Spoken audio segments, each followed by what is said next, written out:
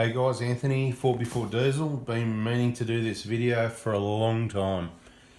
And that is pretty well go through some questions and give you some answers. So hopefully if I'm answering everyone's questions, it should give you a whole heap of information you need. Or we'll just skip past it and it'll be ideas for another video. So this one, I suppose you need to do what I'm doing. Kick back and relax. Grab yourself a drink and a snack. And we'll quickly go through. I don't expect you to be able to read it. I don't even know if I've got the camera in the right spot somewhere there, but I'm just sitting here and I'm going to read through the comments. If you like, you can even be in front of your computer. I'll read you what they're under and see if that works out. And we can go through them together and I'll quickly give you some answers. So under EGR removal on a Hilux.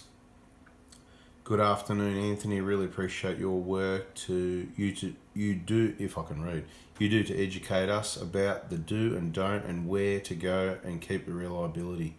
Could you please upload some videos on engaging the full drive system, low and high range?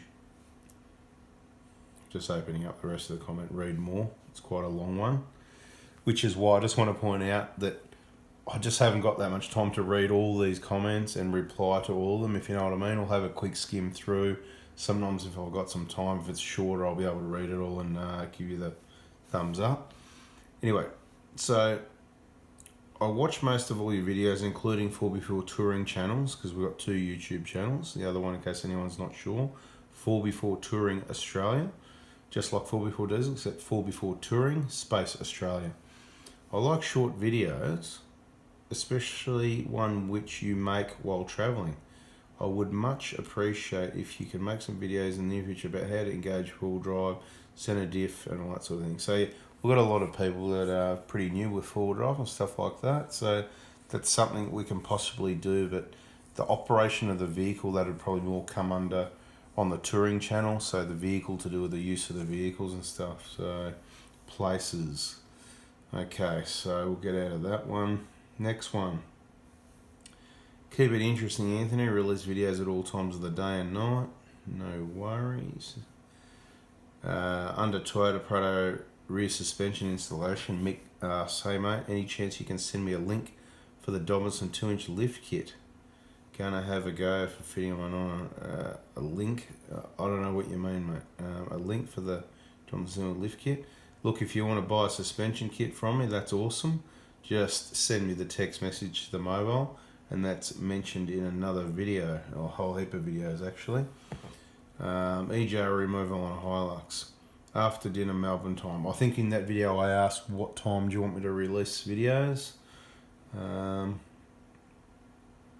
Somebody's put up, same guy, Steve, he's put up the link to the radiator tool, the SnapOn tool. I think I mentioned the part number in that video, so that's cool. Let's click the link and see what happens, guys, because this is a really, is it going to work? This is a really handy tool.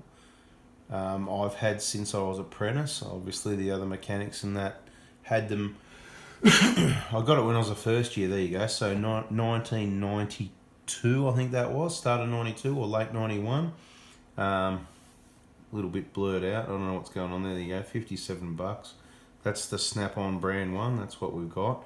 I think it was Blue Point when we got it. I don't know why it's blurry like that, but I don't even know if you can see that. Can you see that? But anyway, you see me using the videos, and someone's put the link up. The item number here is SGA173BR, $57. So yeah, not cheap. I don't know how much they were back in the day, probably about the same price. They were damn expensive, especially on first year apprentice wages, which I can tell you was around about $150 a week. Second year, I think I was on about $210. Third year was about $280. Somewhere, when I say these figures, give or take 10 or 20 throughout the year, it slowly went up. Fourth year must have been about $330, $350. We got bonuses. We got bonuses for selling parts on cars, of course. So, if you had a vehicle that needed suspension, it'd be $5, or a vehicle that needed brake pads could be $5. And if you got things done efficiently, there was other bonuses in place. I think you could make more money from bonuses than your actual wage when you're an apprentice. Anyway, back on the topic here. bit of chit chat, but that tool, it was first discovered when I was a first year.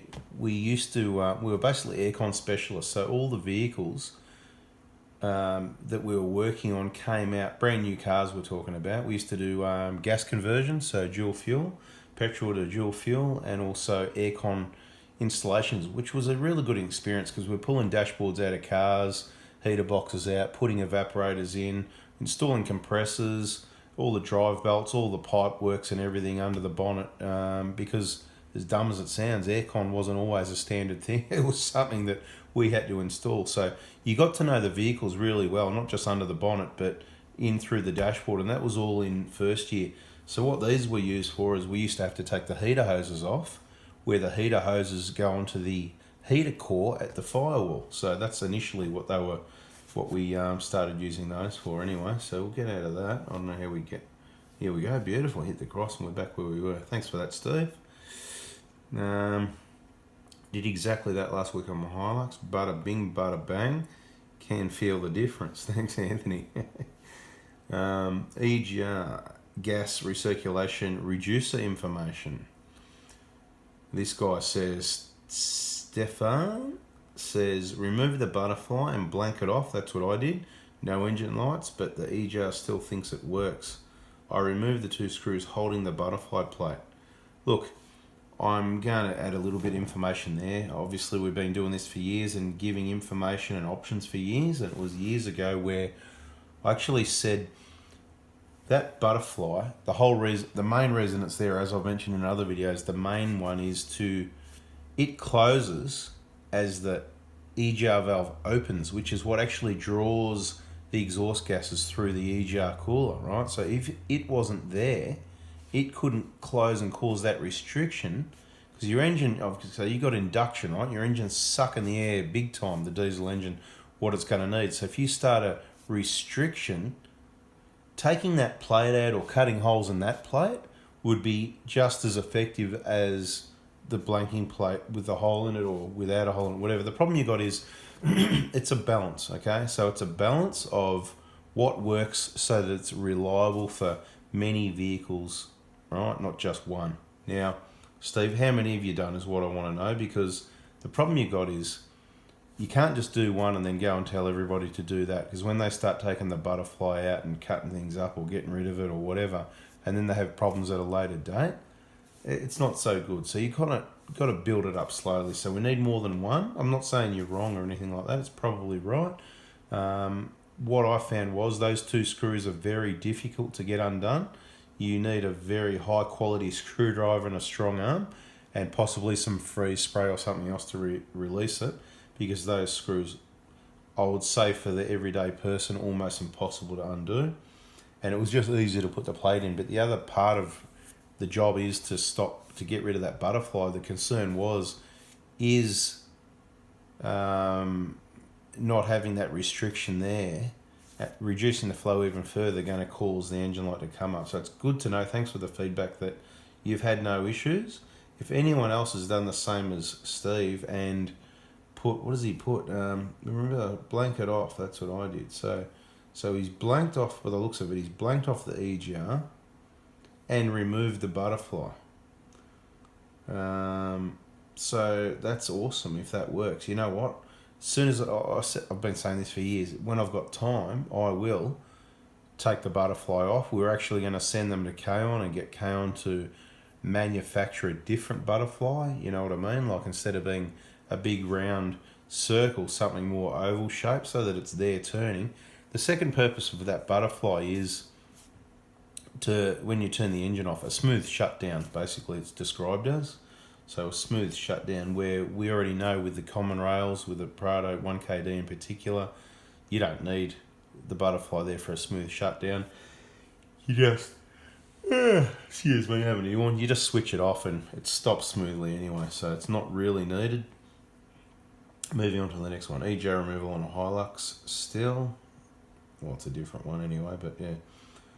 I removed the butterfly inside my EGR and then blanked it off. So, same guy, different comment, okay.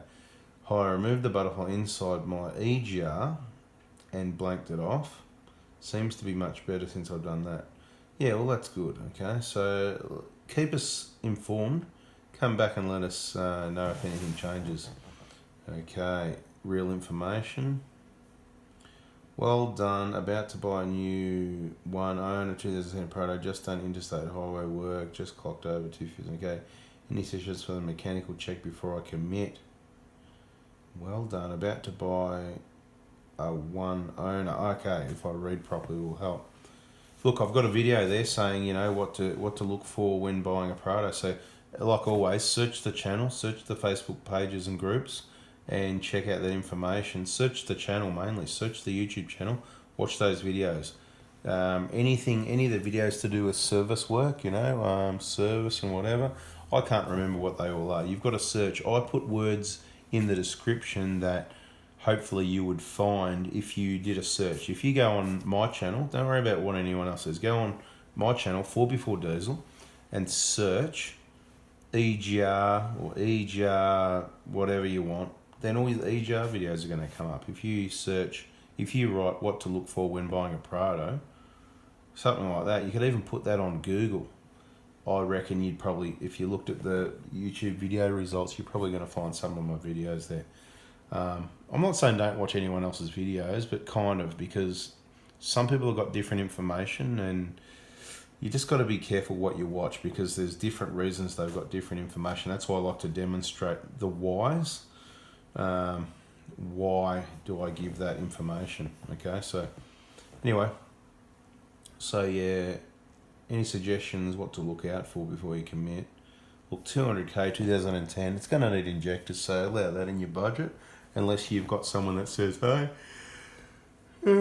must be getting late here, I'm having a yawn. Unless you've got someone that says, oh, look, you know, the injectors have been done, I got them off Anth, here's the receipt, you know, this is who installed and recommended repair, or I got in the VIP group and I watched all the videos 6 times, 10 times, and I felt like, you know, I was very confident. So yeah, it's all done. That's better than taking it to some places, is all we're going to say. So the suggestions are budget for the injector kit. Yeah, you said that actually. If it needs injector kit, obviously go and buy it from you. Awesome, appreciate that. I'll give that a love that. Always broken down if you've got a Ford Ranger. No comment. Okay, 5 AM. No, that won't be happening. Hello Sarah, I watch your videos regularly. Since I brought a Hilux, it helps me a lot maintaining it. The next job I was planning to do is the EGR clean injector replacement. Luckily I've got this full detailed video. Can I have your email address so I can discuss about the injector kit and parts that I need to do the job well? Thanks heaps. Awesome. If you're watching, I've just put a new video up, so it's not an email. Unfortunately I haven't got time to sit there and write emails like this. Imagine what I'm doing now. If I had emails, can you imagine? I'd be like doing replies. It'd be 10 minutes of reply, writing stories back to 1,000 people. By the time I got to the end of them, I'd have replies from another. I'd be there forever, mate. So I can't do emails, unfortunately. I can do videos. It's blanket information for everyone. Obviously, we've got to pay the bills. So we've got those for a couple of reasons, to pay the bills and so that you can get the right, fresh, genuine injectors and all the other bits and pieces all in one kit, with the information on how to do it and the support so you can get it right the first time. So text message, okay? So there is a video I just put up recently, I'll say, that's got the phone number there again. The phone number's on the YouTube channel. The phone number's on the Facebook pages. Not hard to find, okay? So thanks for that. Thanks, Anthony. You are some man for one man. I tell you, I reckon so too. Anyway. For me personally, upload times don't matter much. Shorter videos I will watch when I get a free chance. The longer ones I'll save for when I'm at home after work or weekend. Crack a beer while I watch. I think the amount you roll out at the moment is awesome. Tons of great info in good blocks too. Isn't too much info that you get swarmed at once, or too short that you don't get the full story either. Love your work, your videos have been great references on Hilux manual, blah blah blah. Okay, so no real question. I appreciate you appreciating it, and there's some thumbs up there too. I love it that you just compliments and not too many questions. Okay, look, the questions are good. Give me ideas for videos, because of course I want to help out. That's what I'm here for. Hi Anthony, thanks for all the info you share. I got new genuine radiator from Toyota 3 weeks ago for a 120 Prado, $800. Well, that's pretty good, and I'm not saying it's a good price, but that's pretty good compared to what I got quoted last. And over the last 10 years, I've been quoted close to $2,000 a lot of times, and we've never taken a genuine radiator for 120. I haven't put a radiator in a 120 for years. Last time I got one, the Koyo was about either side of $400. I can't remember exactly. It was around about there. Oh, again. Sorry, big day. So 800 is pretty good. I know on the 150s you can get a genuine for $400 or $500, and of course, if you needed one, that's what you would go for. In a 120, how do you get the front lower radiator bolts out when the bolt head is in front of the radiator? Yeah, so they can be hard to get to. Yeah, damn near impossible. You said it, not quite impossible. You just need to get to it. They can be a pain on some cars. Exactly correct, mate. So this is why you got to consider some modifications, whether it was worth it. So yeah, good point. Just with difficulty from memory, it's been, like I said, it's been a while. What is it? It's there's 4 12 mils to each side, too high, too low. From the front you get to them, yeah, that's right, because the bolts go through into the radiator's got washers with nuts built into them. Yeah, with difficulty. Look, as I said, I've only done, limited numbers. It's not like we've done hundreds. We've always got the job done. It's like any other job. Trust me, there's things harder than getting a radiator out of a 120. Anyone that's ever worked on a 2000, around about 2000-ish Ford Escape V6 and removed and refitted a transmission. Now that's something that's hard, I'll give you the mark. Anyway, that's another story. That's my job that I remember that was a pain. Biggest, probably the hardest job. Probably the hardest job ever. Did my head in, nearly killed me. I think I quit after that. That might have been the last job I ever had. Anyway, excuse me, COVID-19. Sounds like the mechanic was a bit out of his depth. Okay, look. This one's actually a private video, so you probably won't see this. Detailed call to Craig the mechanic. Look, if you watch that video, it was called Ripped Off or something like that. It went up about 4 or 5 days ago. It all depends when this video goes up as to when that goes up, but at the end of the day, Craig kind of got ripped off, I suppose. The mechanic charged him up front $2,500 for a job that's worth probably maybe $800 if he did a good job. So triple charged him and put injectors in when he should have never. The car came to him on a tow truck with information that it's probably got a cracked piston, and he went ahead to diagnose that it was injectors, not a cracked piston, and then went and put new injectors supplied by me into the engine. And obviously I wasn't told any of this information until afterwards anyway. So we're trying to help Craig out anyway. There was a video to the mechanic, whatever. It's private at the moment, but look, we've shown it to a couple of people. Sounds like the mechanic was a bit out of his depth. And yeah, anyway, that we'll just skip that one. There'll be more information coming on that later. If anybody wants to help a fellow Prado Hilux owner that got ripped off, and we're going to get the money back. The mechanic, it looks like, from the research, from the screenshots, information we've seen so far, it looks like the mechanic's been in court a number of times over the last year or two for things like fraud and sort of taking money under wrong, I don't know exactly what, some sort of charges there anyway. So not good. The money will be coming back, but we need to help Craig. He borrowed the money on a personal loan. This is a separate story, I suppose, but for the vehicle and obviously the injectors and the labour, there's nothing left. Just trying to help him out. Obviously he's a top bloke and normally the kind of guy that's giving, and it's his turn to receive, so we're helping him out, trying to raise some money. If anyone's interested in chipping in a few bucks to Craig's loan account so that we're working towards setting up an engine at the right price and getting that sorted out for him, trying to help out, just shoot me a text message and say, hey, have you got that account, BSB, an account for that to help out Craig? Make sure you include your name as well, because I don't want to be just sending it to anyone. So yeah, if you text me from your mobile to my mobile, Include your name, maybe where you are and why you want to help, and I'll send you the details. Great video. Can you please tell me what tray you used for second battery? I didn't use a tray, I don't think. I'd have to watch that video again to know what. Yeah, no, I've never. Yeah, look, if you're talking about in the 150 2019, no tray, because the later vehicles, they've got quite a solid platform there, and in my opinion, there's no tray needed. I just put a piece of what do you call it? Kind of like the marine carpet. What do you call it? Yeah, just to protect the paintwork a little bit. So yeah, nothing. Idea, mate, come across your video looking for info on a 2016 MUX and totally lost track of time. Good video, mate. If needed, can I get some info about a 3-inch exhaust systems and do your remap or chip? Keep watching videos. Yeah, no, you leave them alone. It's big cars with small engines. You don't want to squeeze any more out of them. They're already undersized engines. The engine's, in my opinion, too small. Dust the airbox or not. Thank you for the informative videos. I was close to buy a snorkel. Hope you see a future video about the topic.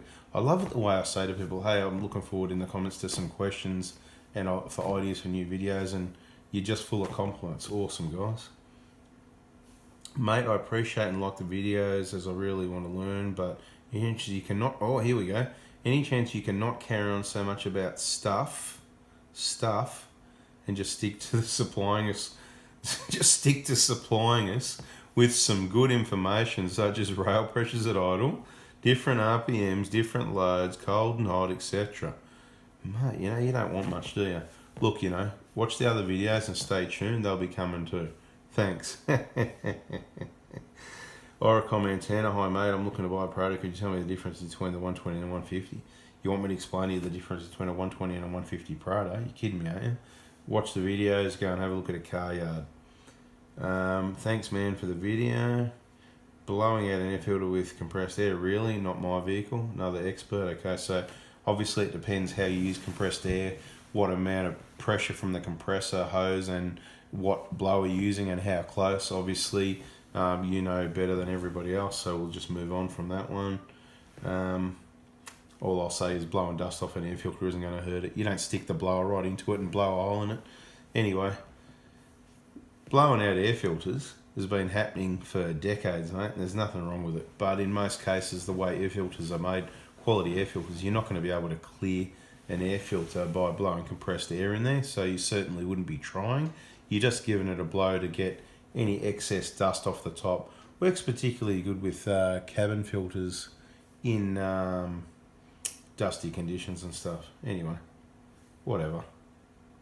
Automatic transmission oil change. Definitely long videos. I think I asked you want longer or shorter videos.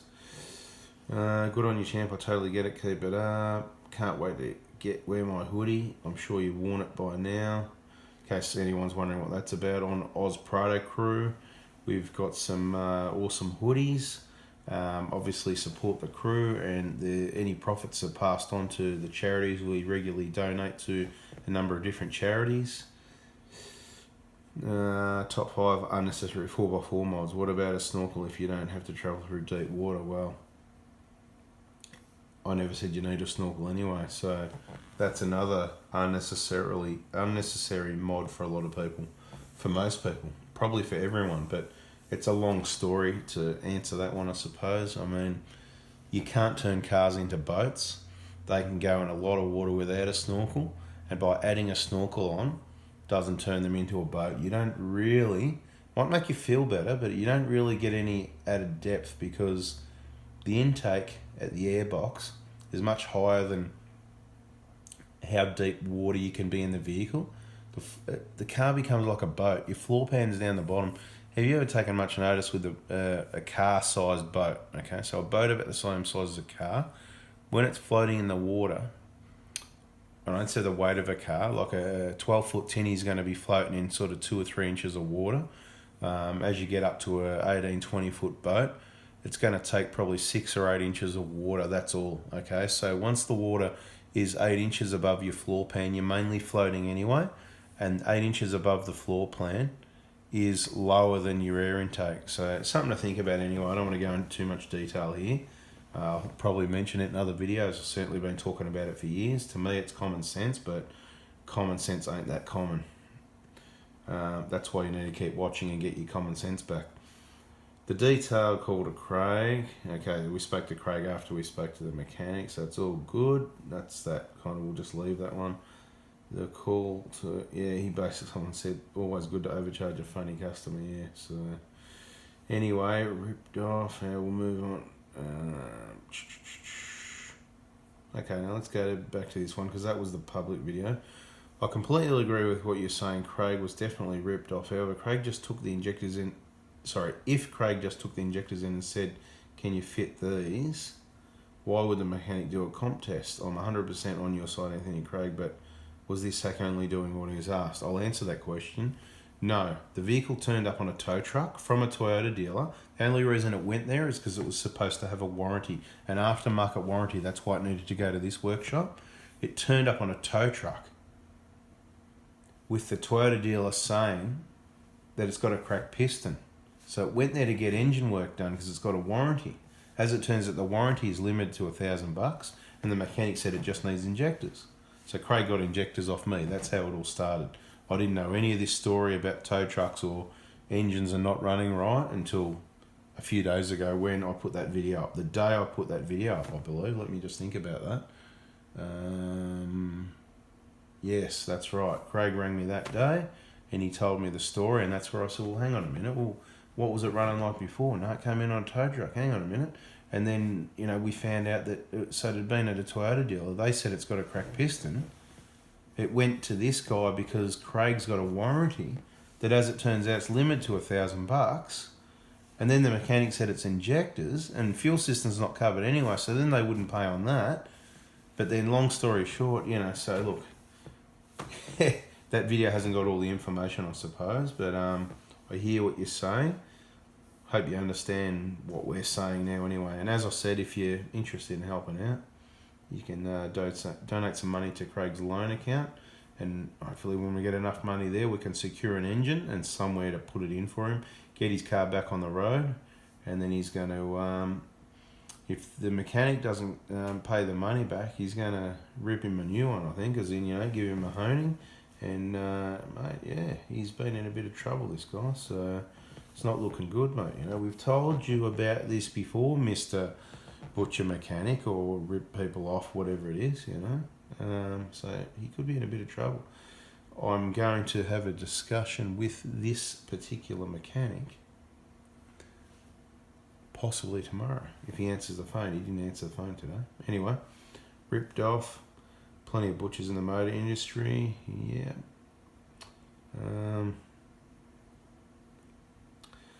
Hi, Nick Harris here from Tasmania. Just thought I'd put it out there that I bought Bailey's diesel injectors for my 2012 Hilux. Now it rattles like a D9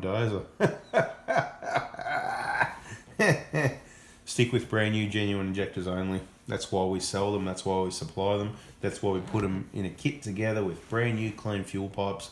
Like it says in the book in bold, when replacing an injector, you must replace the fuel pipe and all those other bits and pieces and related work and videos on how to do it right.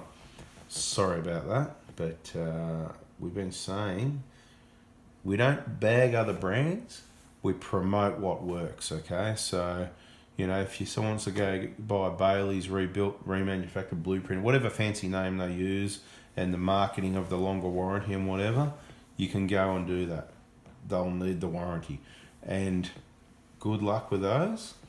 We promote brand new, genuine, fresh Denso injectors. Never had a problem with one of them. Okay. What's the point of having an air filter when EJ lets exhaust soot into the intake that's as bad as dust? Spot on, bada bing. That's what I've been saying for years as well. How dumb is it?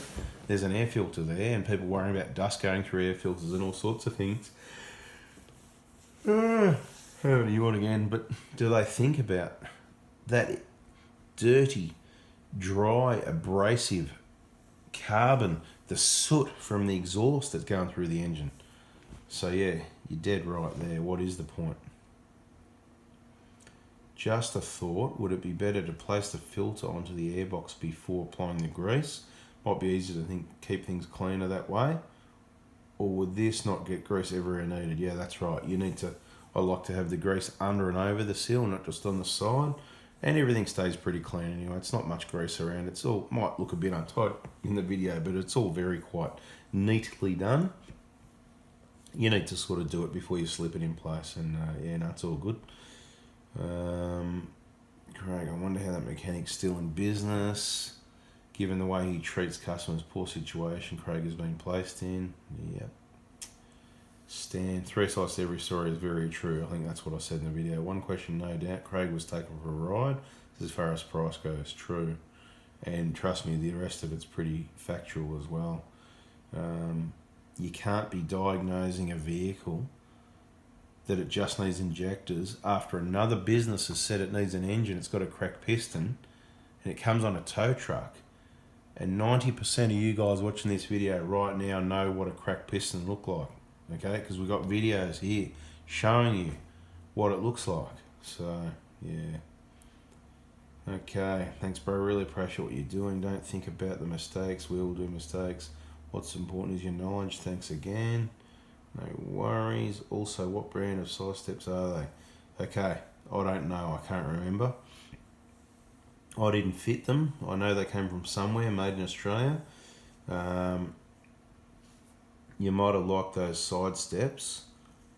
I think the customer's happy with them, but they are a bit short. Because on the 150, you know how at the back, as it goes under the back door, it kicks down a bit.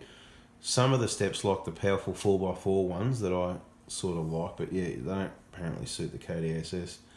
They sort of have a kick down at the back, which is really cool. And they're really easy to fit and they do the job. But these ones, they sit higher because they finish before that kick down. But yeah, I can't remember the brand. I think they were made in Queensland or something like that. So, look, I might try and do a quick video one day when I see that vehicle again and let you know what brand they are for the KDSS people.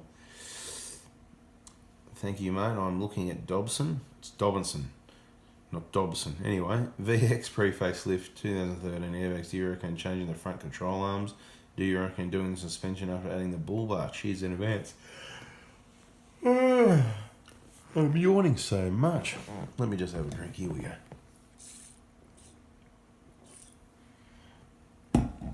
Okay. Do your modifications first. You don't need to change the control arms. Keep your lift to a minimum, and you don't need to modify all these other things. You don't want to change the whole car. Then it's not a Toyota anymore. It's not going to be reliable. Minimal modifications. Have you heard the saying, less is more? Okay, so the only time I change control arms on Prados is when they've done 250, 300,000 Ks or more, and they need those front lower control arms, the bushes are flogged. So we just put a whole arm in because, the car's 10 years old anyway. You might as well just get the ball joint as well.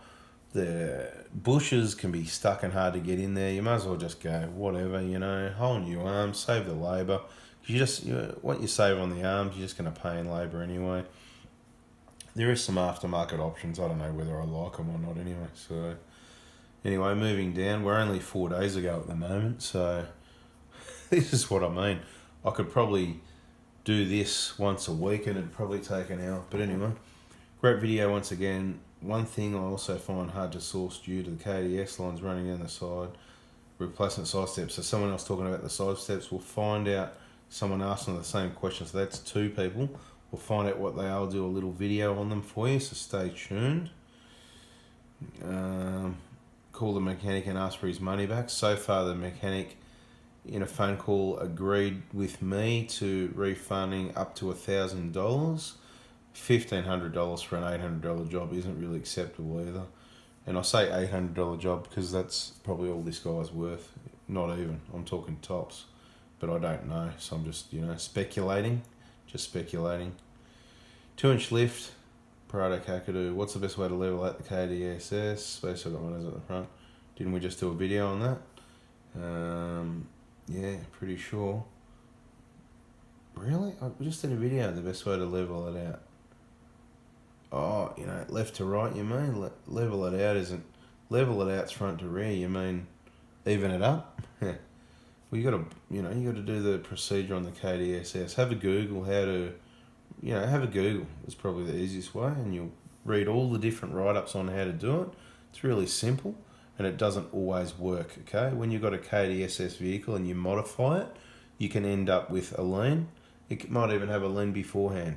Might not even have a lean afterwards. A lean might start a year or two later. Might be nothing to do with the lift. I'll be tipping that. The KDSS is the problem, okay? You've got a sway bar that's fixed at one side and hydraulic at the other side, and it's just bizarre, some of the things that happen sometimes. But anyway, we won't spend too much time on it. Google the procedure. It's online, a number of places. You know, King Springs have got the procedure. You know, probably Ironman. Anyone that's got a brand of suspensions usually got the procedure. So have a look at them all, because they might vary a little bit the way they describe it. You don't want to take screws and things out too much, that's for sure.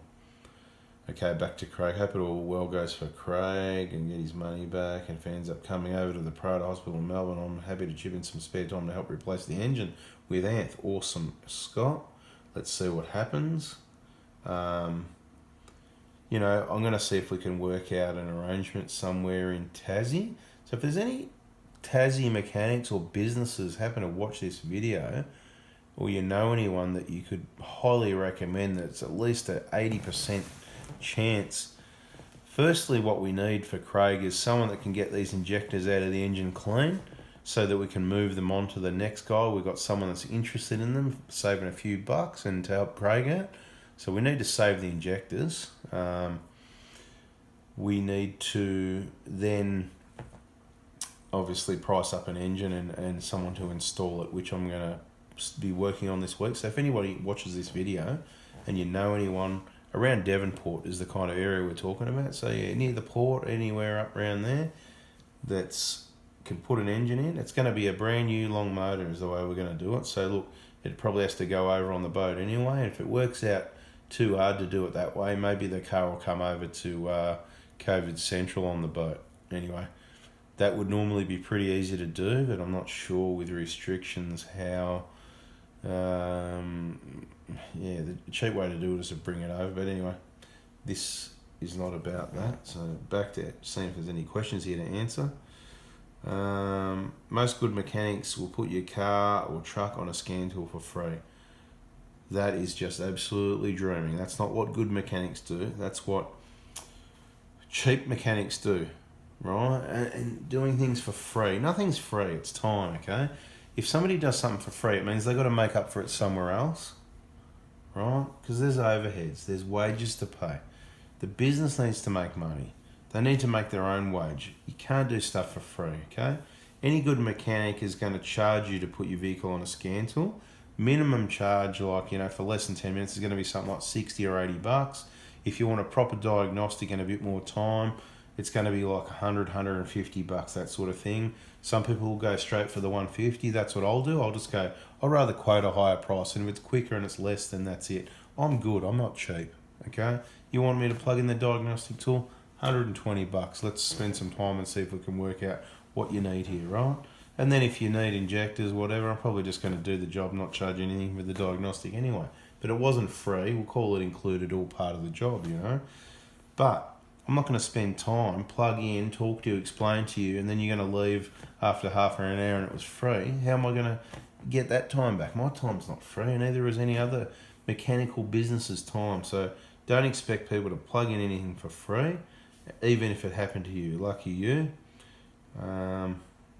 You can't call them good mechanics if they do stuff for free, you know. What some do is they'll get you in the door by saying, oh yeah, we need to...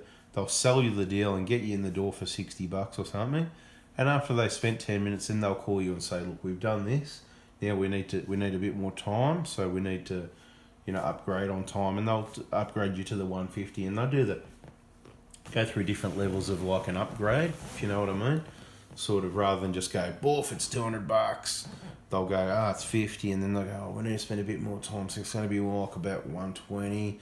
Then even if they've worked it out, then they're going to say, call you, and this is what they should do, call you up and say, we've done this, that's what we've done on this time so far, we still need more diagnostic time. You're going to be looking at, you know, $200 to $300, you know. It takes time to work out what the problems are. There's no magic wand. You can't just wave a magic wand there and go, you know, problem solved. Look, if you specialise in a particular vehicle, you can look really quickly and go, bang, that's the problem. So obviously, whatever vehicles I've specialised in and worked on a lot of over the years, it does get like that. Don't worry about the diagnostic tool. I'll just look at the vehicle and tell you the problem, drive the car. So many things I could go through. Maybe I'll do that. But, you know, we're talking decades of experience on a lot of these cars you don't even see on the road anymore. So there's no point wasting our breath on it. That's why we talk about 1KDs are awesome. Lots of people have got them. And it's kind of like that with me. That's why I'm not too fussed about... I don't need to plug in the scan tool to tell you when you need injectors or an SCV or whatever, or even wheel bearings. Or I've seen that many of them. I can tell you on averages all the kilometres, and I do. I do. It's all here in the videos when you need to replace things, okay? It's just based on averages of, you know, you just see that many of them, you just know that's what it is. So anyway, my 90 had a glow plug break off in the cylinder head. Now I just want to say, we've been saying it for years, in a 980 series with 1KZ diesel, you need to replace those glow plugs every 100,000 Ks. The tips fall off, right? My 90 had a glow plug break off in the cylinder head. I'm not sure, and it was pretty loud. You mean it was pretty loud? Anyway, my 90 had a glow plug break off in the cylinder head, and it was pretty loud. I had done some research on the motor and never heard that plugs had this issue. I was a week from doing my injectors and glow plugs on a brand new car. It can't have been a brand new car. I'm confused. Anyway, next then. Do your glow plugs on a 1KZ every 100,000. That shop needs to do the right thing and get Craigie's money back. You're dead set, right? Thanks, Anthony, for making this video. We need more guys like you in the industry. No worries. Map filter part numbers, a video showing all the map numbers. What is the correct... Give you information you're asking for. Okay, look. Does it say Fortuna Specialist, 2KD, whatever? Is it that one or that one? I don't know. I don't even remember the part numbers. Check the video. Well, what I know is what's in the video. Don't know. Sorry. Don't work on them. Awesome info. Ironically, we're looking at the 2014 Kakadu for things like airbags, KDSS, maybe crawl. So nice to see a video on them being lifted, standard 2-inch. Also maybe for the extras for the kids once we are filling in the car with them. Trust me, you don't need the extras, mate. Stick with the GX. It's beautiful. And then you've got heaps of change, and you can whack a DVD player headrest in, or they've got their device. Haven't they all got their devices like this, right? Everyone's got their device. There you go. You got your device, you know. You can go on YouTube or Facebook or Roblox or play, what are they called? Minecraft and all these things they do, and play the game with a... Yeah, I don't do any of that. I've got work to do, mate. I've got real things to... Everybody's problems to solve, okay? So yeah, I don't know how long we've been going. Hope you're enjoying it. I'll be looking forward to, in the comments on this video, let me know if it was worthwhile, if you got something out of it. We'll keep going a bit longer. I mean, you can leave when you want, but there could be something come up here it's all information. I think I need another drink though. Too much talk. Okay. So that's that. Awesome, Anthony. Thanks for the Kakadu lesson. Okay, here we go. To do with Craig's car in Tassie. Bit of a plug for a business. I'm not giving the plug. This is someone. Cox's Mechanical is far by the best mechanics I've been to in Northwest Tas for my Lux. Dennis and his crew have looked after all my families and some of my friends' full drives, and I haven't heard a single complaint from anyone.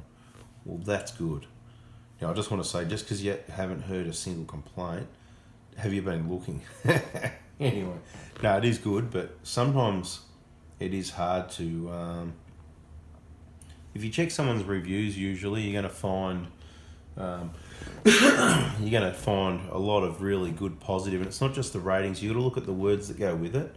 And the way I look at when I'm checking a rating of a business or whatever it is, so it could be accommodation or a restaurant or whatever it might be, you got a lot of people that just like to rate people really well the minute they've been there. The first time they went there, you know, they went to the hairdresser. Oh, go and see Michelle. She did my hair. It was great. And some people, they do that review on the first visit. And then it's not so good other times, but they forget they've done the review, or they don't bother, or, you know. It's not until someone gets really upset they do a negative review, unfortunately, usually. And sometimes you can tell when you've got some really negative reviews. Some people are just never happy. Some people are just haters and they just want to, you know, cause problems for people. There is businesses out there that go on other businesses' Google ratings or Facebook pages and give negative ratings and stuff just to try and cause grief for them. There's a case at the moment, I think, where, is it an accountant or something, is suing Google because it's a Google review, and Google, at the end of the day, as much as they want to not accept that they're the publisher, and there's all these different laws, but you know what? Google is the publisher. They put it there. So if someone gives me a bad review on Google, and it's not true, it's just my competition trying to cause problems to make themselves look good because my reviews look too good, right?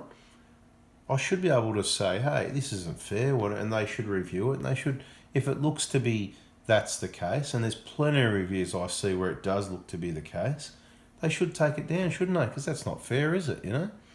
Anyway, look, a negative review is a negative review, all fair and well, and some people need negative reviews. Now, when you look at someone's reviews, excuse me, too much talking, I think.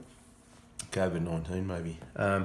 If you've got 80% good reviews and 20% bad, and quite a number, if you've got 10, 20 or 30 negative reviews, there's probably something going on there, right?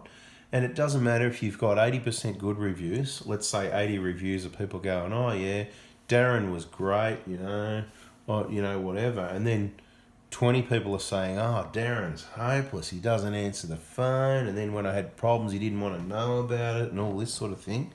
Well, you know what? He's probably crap, because that's why he's got, you know, he just managed to keep 80% of people kind of happy at the time, but 20% people complaining, that's a pretty big thing. Now, if you've got 50 reviews and one of them's negative, that could be a fake review, or it could be just someone that, look, they say you can't keep everyone happy, and I'll tell you what, I reckon it's pretty easy to keep most people happy once they understand what you're about, you know. And there's some subjects that people, you know, they disagree on. Like I might say, oh, you don't need a catch can there, bro. What a waste of money. And you'll get all cut up because you just, first thing you did is you got a catch can, you put it on there. You don't really understand them. You don't, or you think you do, and you don't really understand exactly how they work. You don't understand the problems they can cause, you know. And you've got one, so you get a bit cut, and, you know, you want to, but, you know, such and such said so. Well, why did they say so? Did they explain to you why? Because I've explained to you why not, right? So anyway, moving on from the thing. So Cox Mechanical, that's good. We'll keep that in mind. And yeah, okay, next. As an ex-diesel mechanic, I know your info is the truth and makes plenty of sense. Your opinions on diagnostics and labour pricing is fair and reasonable. Good work, Anthony, keeping them honest. Hey, thumbs up to you. Deals. Okay, map sensor cleaning. Hi, Anthony. Issued engine low fault code. Trying to replace a fuel for the same issue. Sounds like you got a stalling problem. Probably the suction control valve. Keep watching the videos, because if you'd watch, you'd probably know that. How to easy fix a misfire. It reminds me of a funny story. A while back, a year or two, someone posted in a forum, a fellow kept his car stalling. Yeah, I don't know. Yeah, that's not a question. Anyway, let's try and find some questions. These guys tested my injectors. Who cares? She's going to get those Dobbos. Good. $2,500 fit injectors. Ridiculous. That's right. Felt like a kick in the nuts. Yeah. Orange means go faster. Must have been I was driving. Went through an orange light. You get that sometimes. You know, I'm always never in a hurry. Usually stop where possible. Just depends where you're at and what speed you're doing it, you know. So never a red light, and if I go through orange, it's normally going to be only at the right time. Stop if you can do so safely. I just want to be clear about that, because safety matters. Orange, stop if you can do so safely is what it means. It doesn't mean make it if you can, you don't have to stop yet, wait till it's red. No, stop if you can do so safely. If I can, I do. If you thought I could, well, maybe you weren't there, and if I did, maybe I would have hit the brakes, ended up a little bit over the line, or worse, not so good, that's not safely. Got a pretty good judgment on when I can stop, but thanks for noticing. If that's what you meant, I'm not sure that's not I'm not sure that's what you meant, but I guess so. Okay. Feed 'em, Anthony. Good service, mate. There's a million butchers out there. Picked up an invoice from a dealer yesterday. 4 key batteries when they only had 1 key, and it only takes 1 3-volt. Yeah, sounds like a rip-off. Okay, Jake, I've got to remember this. What's the full risk in buying those injectors? I've got to remember. Okay. Probably not, man. I'll talk to you about that. That's awesome. 2-inch lift. Those, they're not polished black rims. They're painted black rims. Factory black, actually. And I might even get you some information on you where you can get a cheap set of those if you want 18s. Painted black, genuine Toyota wheels is the way to be. I'll just have to check that information. That'll come along with what brand the side steps are on the Kakadu because it's related. We'll cover it all in one video. Ripped off. I'm so humble, thank you. That was Craig. 5 unnecessary mods, got a 150. 4 out of 4 mods, so do I win a prize? And he does enjoy my sensible argument. Well, it's not an argument, it's a sensible information, and it's up to you. There's no argument, you know. Don't get me wrong, guys. It doesn't bother me too much what you do to your car, as long as I don't have to see it or work on it. If it's your car, I'm just here to give you advice and information, and as to why. I think that's why people like the channel. I try and explain why, and if you keep watching, you'll see that. If you live in the Pilbara and you've got an extra fuel filter, yeah, it may be helpful. So it all depends where you are. There, as I said, there's always variables. This is general information, and if I go explaining too much, it can end up as a really long video. And this is a long one for people that want long ones. Bit of a chit chat. Look, you know, I might even eventually do a live video on. Well, we can probably do live videos on Google, and then that way we can probably have some comments coming up. And I can answer the questions as we go. Would that be cool? I'll be looking in the comments of this video. I've asked a few questions, so you'll have to tell me what you're talking about because I won't know what you're talking about. Catch can, catch can, catch can. No, you don't need a catch can. G'day Anthony, what about vibrations? I've been trying to find videos on vibrations and different calls. Do you have any videos? Slight vibration when it comes and goes. I know it's on the 120 at idle. Yes, engine mounts. Change the engine mounts, okay? If you've got a 120 Prado and you've got a vibration, change your engine mounts. So, information. Good information, just like that. It was like a 30-second thing. You didn't have to watch a 10-minute video to get that information. Bada bing, bada bang. It's bada bing, bada boom, actually, but that's cool. I watched to the end, mate. Great video. How do people get a kit? There's a video there now saying this is how you get a kit. Keep watching the videos. Watch them all, watch them all, watch them all. If it was good, watch it again. Give it the thumbs up if it was good. Subscribe, bell on, all those things. I found a fold-up blanket. Okay. Let's just try and find some questions because there's a lot of compliments and people telling me their experiences, which is all good, but let's try and find if there's any questions where we can answer and give you some good information. Agree, snake oil salesman, pushing junk. I wish this video was around 5 years ago, saved a heap of money. Tyres, whatever. You know, whatever tyres you've got on your car, I'm sure they're the best tyres. I love how the video directly targets people like the flogs at FOURBY4DIESEL. Did it? Really? That wasn't the plan. Top 5 unnecessary 4x4 mods. Which is, well, you know, that wasn't the plan, but it might be everything they sell, is it? Anyway, there you go. I mean, look, these businesses, they need to sell a lot of stuff to make a lot of money. They've got to pay all their staff and all their overheads and stuff. So, you know, it'd just be good if they could fix cars. I'm not saying they can't, but it'd be good if all businesses could just work on cars, fix cars properly, do it right, do it clean, you know, not wreck stuff, not tell people they need things that they don't need, you know? Just tell people what they do need, and if they don't need anything, everyone's happy. There's always another vehicle to work on. You don't have to be desperate and make up things that they need. You need a catch can while you're here, you know. You need a winch, I'll get a winch on for you as well. I think you're going to need a snorkel. You're going to need a bigger intercooler on this one, you know. Actually, you're going to need some diff breathers here. Diff breathers is something you need. No, look, just stop it.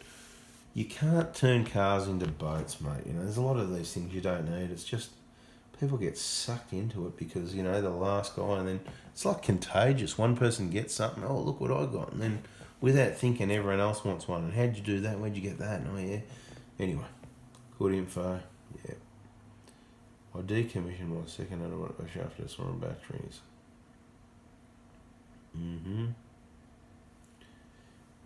Do you have injector replacement video on this Hilux? I do have all the injector replacement videos in the VIP group. So all you got to do is purchase those parts kits, injector kit, whatever, and you're in the VIP group. It's the best group on the internet. That's thought Prado Crew is the best, and it probably is. That's what they tell me. Seems pretty good to me. And the VIP group, I just think it's the best, because it's just got, mate, all the right people there, like-minded. They've done work on their own vehicles, replace their injectors. They're there to get the information. They help each other out with stuff, It's just really good. So, such good info, Anthony. Too many of us are brainwashed by the channels who are sponsored by aftermarket accessory makers. Yep. Save me some money. Sweet.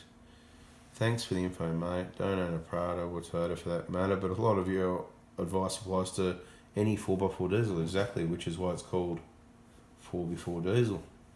Of course, we're working on the Prados, the 1KDs and that, so that's what we're going to use as examples. We do specialise in those, which is a bonus for people that own those vehicles, because from doing the right thing on them for so long, we've got a lot of experience with what you do and don't need to do and when you need to do it. But general information converts into general information on any vehicle. It's a 4-cylinder engine, for example. They've all got pistons, they've all got rings, they've all got intakes, they've all got EGR systems, same, different, same, if you know what I mean. I suppose when you're an educated vehicle technician and you understand everything, all the systems, that's how it is to me anyway. It's kind of simple, It's like everything, you go over to that car there, well, it's different, but it's the same, And once you get around those for a week or a year or whatever, you're just going to get really familiar with it and really good at those, and you'll get to know what happens with those without looking at it or plugging in a Scanton. Hey Anthony, I've searched your videos, can't find anything on what are your thoughts on top mount or front mount intercoolers and heat soak. Well, there's a good question, right? There's a question. We need to do a video on intercoolers, do we? Should have put that in my notes. Grab the phone. I've got some notes there on videos. I'm going to put that there. Give me a sec before I forget. And you'll see a video on intercoolers.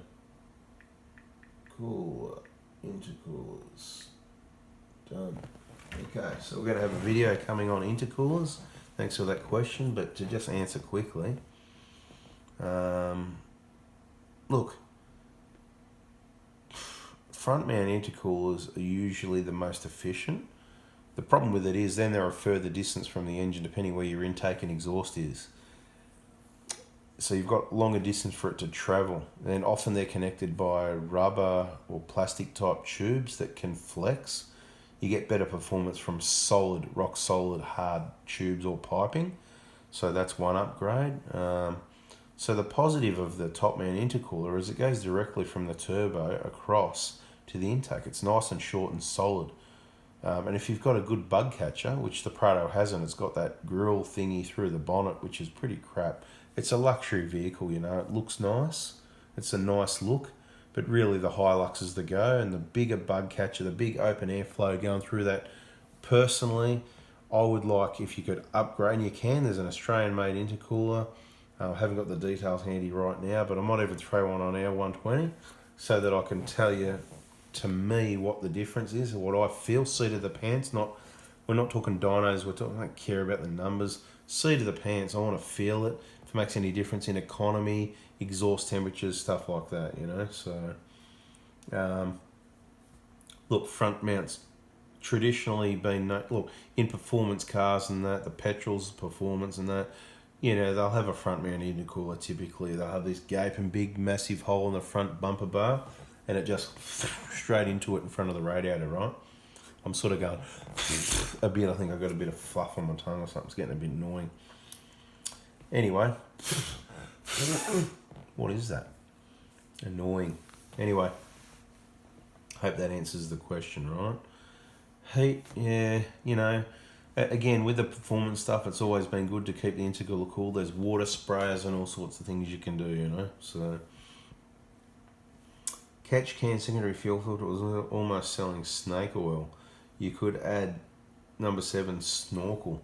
Yeah, I agree. It is also honestly, you're right. You're dead set right, mate. I'll give that the thumbs up. I'll give that the thumbs up as well. Whoop. Didn't mean to do that. I meant to do that. Right. Will the jack work? Yep, he asked this last week on the group. There you go. So you're on a group, you ask a question, and then you get a video. See how it works? So the comments are worth... Look, I always say, if you can't ask your question, if you actually want an answer to something, ask it on one of the Facebook groups. Oz Prado Crew, Oz Highlight Crew, whatever. Because you'll get an answer from a lot of people, and everyone's opinion, there's a value on everyone's opinion. Even if they're wrong. No. Sometimes people put replies up that are just completely wrong. And sometimes it's just a bit of a twist to it. Everyone's own experience is valid. But I suppose if you've got an experience on one vehicle and we've got a different experience on hundreds or thousands of examples, and it's different to your one experience, you know, maybe you've misunderstood what's happened or something. I don't know. So, you know, we'll correct it where we need to, or just add our bit of information in there. But it doesn't mean anyone else is wrong. Just take into account, if we put up an answer, it's an experienced answer. Like, you know, if we say the engine mounts on an 07, 08, 120 Prado, they're rubbish, like those short SCVs, then that's what they are. They're just rubbish. Change them if you've got a vibration, you know. There's no doubt about it. Anyway, do you think torque converter lockup kits are a good idea, or do you see damage in the long run? Okay, good question. They're a good idea. If they're used right, I don't see any damage in the long run. It's going to help your torque converter. I would only use it at highway speeds, actually. It could be good, actually, for forward driving, just sending down hills and stuff, first, second, low range, particularly in the wet, where you can't use your brakes. Excuse me, having another yawn. So, torque converter lockup kit's definitely a good idea. But look, say for example, you buy a new Prado and it's got that 6-speed auto that wants to keep unlocking the torque converter on 5th and 6th gear from about 100 k's upwards. It gets worse because you've got wind resistance. You've got to accelerate just a little bit and that torque converter just keeps unlocking. It's absolutely terrible. I prefer to fix the real problem, okay? So, I'll give an example. So, like COVID-19 in Australia, the real problem is the people that flew in with it, right? So, if you wanted to stop the problem and not affect anybody's jobs or economy or whatever and have business as usual, you stop the flights, okay? That's the root cause of the problem. Now, the root cause of the problem with a transmission torque converter slipping when it shouldn't is the software's not right. So it just needs to be remapped, reprogrammed so to change things a bit so the torque converter stays locked with a little bit more pedal, you know, so you don't need it. The problem is you buy a new car, you pay out all this money, 5-7 year warranty, excuse me, 5-7 year warranty, and you've messed around with it and wired something into it, you know, you're going to avoid your warranty because as soon as there's a problem with the transmission, even if it's not to do with that, what's going to get the blame, right? So there's your conundrum. Auto cooler is going to keep things cooler, and that means it's going to keep it cooler when you don't want it to be kept cooler. It's kind of like a band-aid. It's a patch-up fix for a problem. It's not a real fix. The real fix is the software.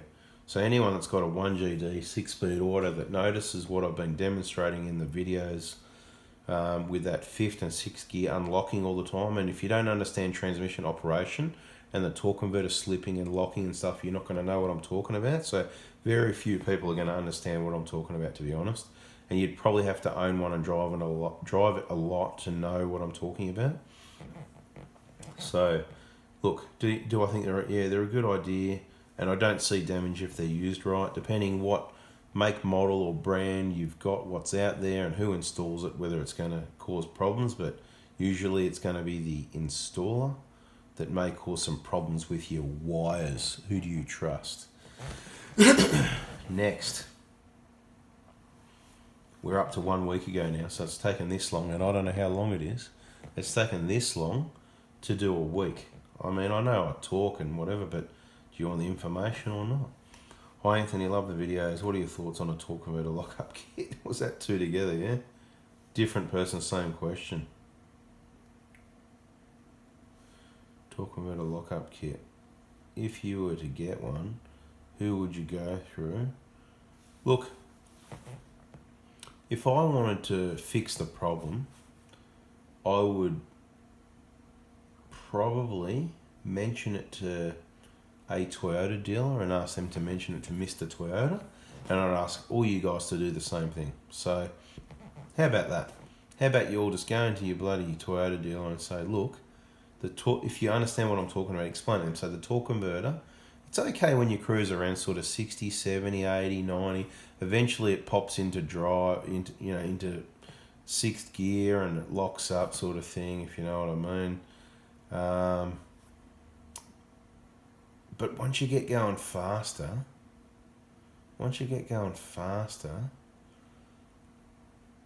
it's got that wind resistance, and you need to put the foot into it. We're talking just a millimetre, and it just unlocks. It's just pox. I just can't explain it any better than that. Totally pox. I'll give a thumbs up for the question, seeing as 6 other people did. Who would I go talk about it? Look, I really don't know. I'm not going to bother with it.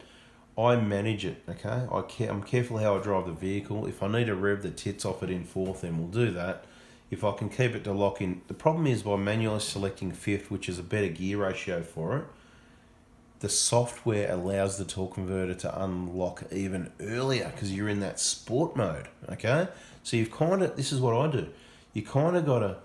You drive, you get it into fifth, you get converter lock, and this doesn't work, depends on the conditions, but you get converter lock in fifth and keep your foot just in the right spot, and then you slip it into drive without moving your foot, and that helps keep it locked. Not much, but it helps keep it locked a little bit, but as soon as you back off, it's going to drop into fifth, and it'll lock, but then as soon as you come to the slightest uphill, look, don't get me wrong, I've got plenty of conditions where it's flat ground at 100, 110 Ks, and I can't keep converter lock in sixth. It's terrible. So what do? You keep an eye on the temperature, you manage it with your manually selecting gears. It's quite pox. I don't like the idea of a nice shiny new car on the interior having aftermarket crappy buttons and things around. Like, you just shouldn't have to do that, okay? If it's an old 120 Prado, like in the 120, oh yeah, put a lockup kit in, but the transmission works fine. I don't need it, okay? I certainly don't need it in that. The A750F behind the 1K FTV works beautifully. The A60F or whatever it is behind the 1Jet FTV, awesome transmission, terrible software for the torque converter lockup in fifth and sixth. In manual sport mode, they need to allow it to stay locked a lot longer. In drive, they need it to stay locked longer also. It's a simple fix, and that's all it is.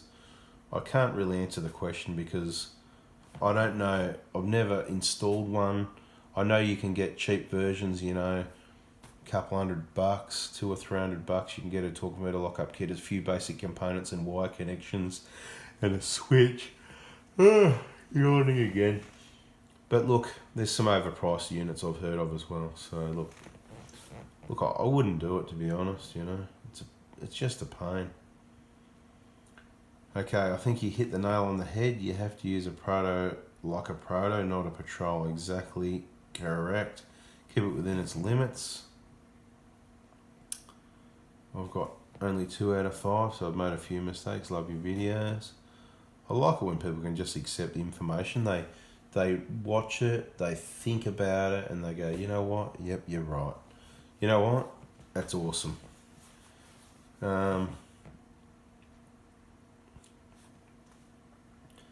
Great video. I'd like to see a video on installation too. Oh, that's the big front engine kit. The video is in the VIP group. So you buy the kit and then you get in the VIP group.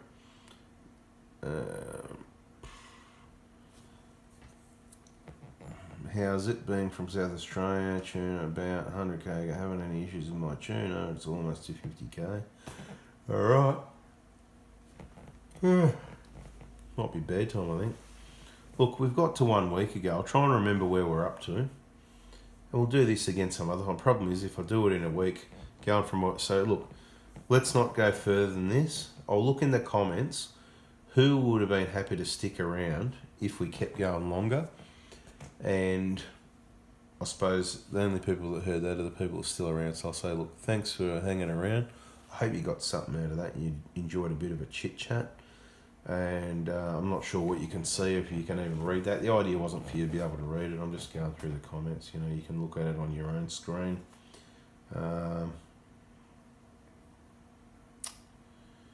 Yeah, you know, not a lot of...